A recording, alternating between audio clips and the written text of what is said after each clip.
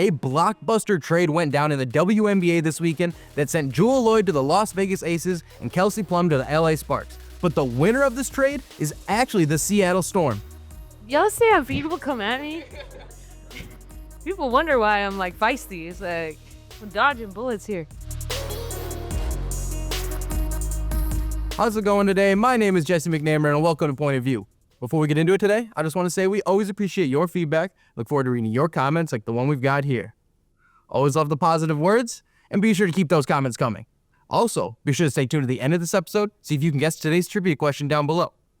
Today's topic: who will emerge as the winners of this epic three-team trade?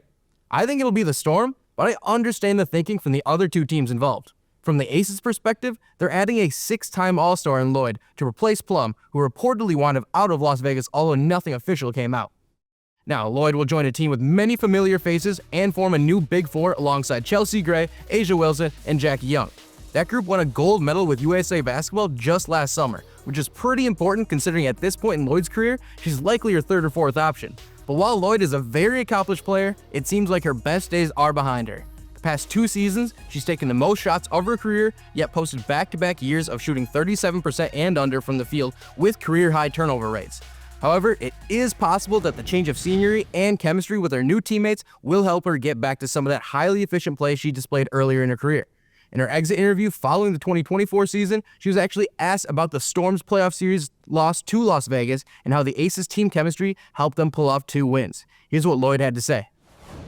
When you have a team, like you said, the Aces have been together for a while, it's kind of like, exactly what things are. There's no miscommunication. And if there is, it's quick because you kind of have a vibe.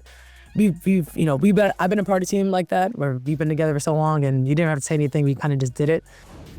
That right there is why I have hope that this trade works out for the Aces. Loyd understands the importance of chemistry, and she just joined a team where she already has a head start on that. But still, I have my reservations that this is some home run trade for Las Vegas considering they had to give up Plum and their 2026 first rounder while getting back the number 13 pick in the upcoming draft along with Loyd.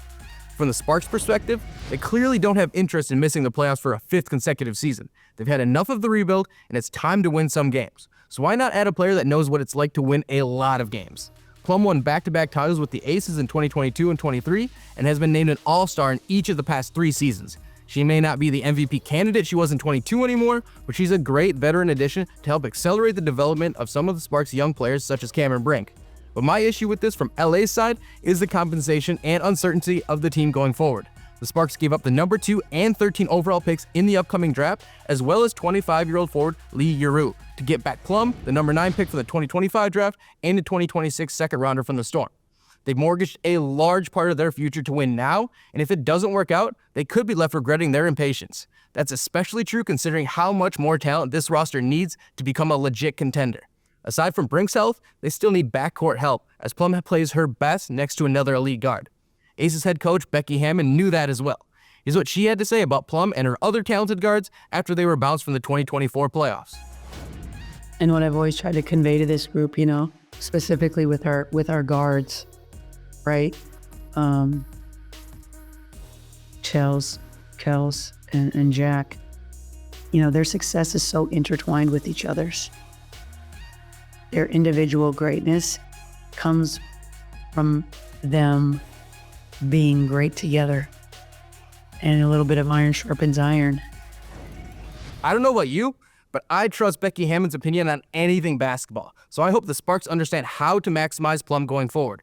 However, that's not guaranteed, which is why I think the Storm left this trade as the clear winners.